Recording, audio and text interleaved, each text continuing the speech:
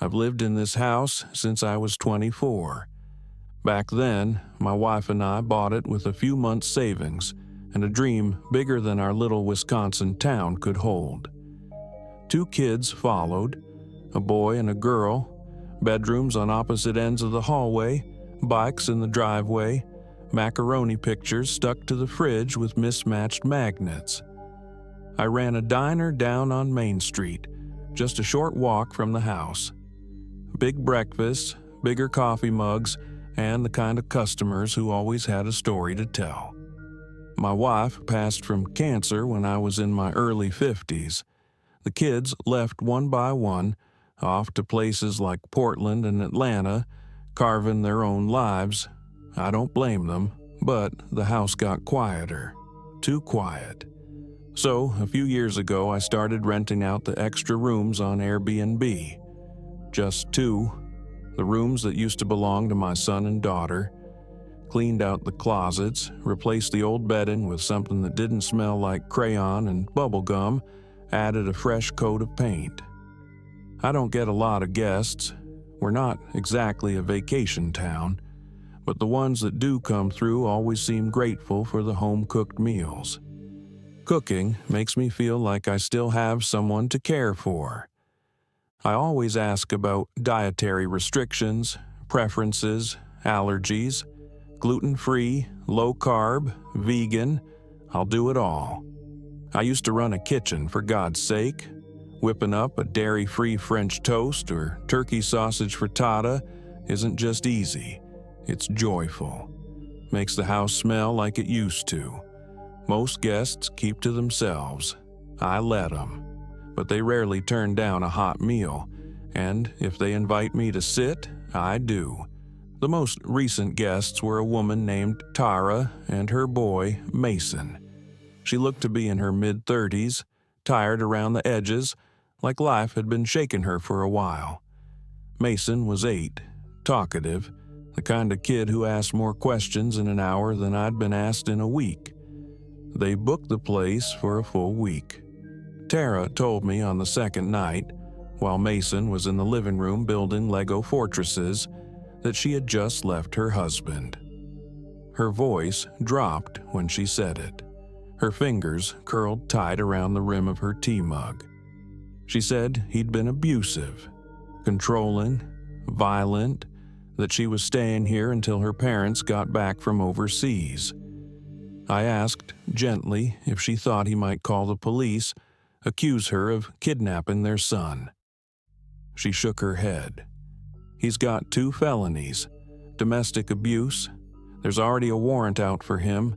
He's not calling anyone. I told her she could stay longer if she needed. No extra charge. She smiled, the kind of smile people give when they're not used to kindness. We played Monopoly that night. Mason insisted, said it was his favorite. He beat us both, laughed with his whole body. I saw something settle in Tara's eyes that I hadn't seen before. Calm. Then we heard it. A dull thunk from upstairs. We were all in the living room.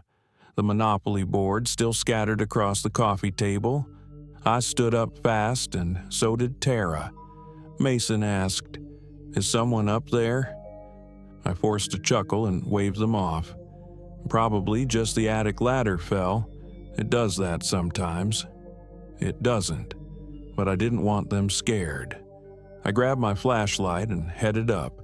The attic ladder had been pulled down, not fallen. A long wooden mouth hanging open from the ceiling like it had something to say. I climbed up slowly, one step at a time, the flashlight beam slicing through dust and cobwebs. Old boxes, forgotten Christmas lights. Nothing moved. No footprints in the settled dust. No sound. No sign. Still, I didn't sleep easy that night. Kept a bat next to the bed. Sometime after 2 in the morning, Mason screamed. I shot up, grabbed the bat, and ran downstairs, my heart galloping. He was in the kitchen, tears running down his cheeks, clutching at my robe. Tara burst in from the guest room, eyes wide with panic. And standing by the fridge, backlit by the weak light of the open door, was a man. Ratty clothes, wild eyes, pale hands raised, holding a torn hunk of bread from the counter. "I'm sorry," he muttered. "I was just hungry." I held the bat firm. "You need to leave. Now, or I call the police." He looked like he hadn't slept indoors in years, hair matted with dust. He dropped the bread, nodded slowly, and walked past us out the front door without another word. We called the sheriff. They came, took a statement, found no sign of him in the area. But when I checked the attic the next morning, I found signs: makeshift bedding in a far corner, an old blanket, food wrappers, a stack of newspapers. He'd been living up there. For how long, I don't know. The rest of the week passed without incident.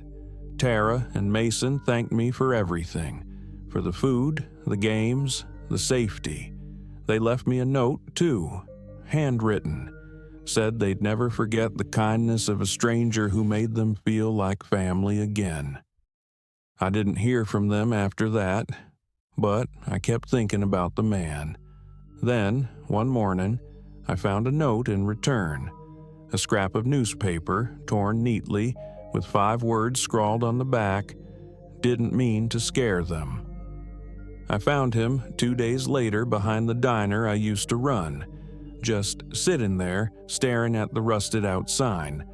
His name was Rick. Said he'd been in and out of shelters. Said he thought the house was empty when he first found it. That he only ever took food. That he meant no harm. I believed him. I told him the attic wasn't a solution, but the guest room was free. He cried. Now he helps me clean between Airbnb guests. I teach him simple recipes. He likes my buttermilk pancakes and says they taste like his childhood. The house is still old, still too quiet sometimes, but not empty, and I don't sleep with a bat by the bed anymore.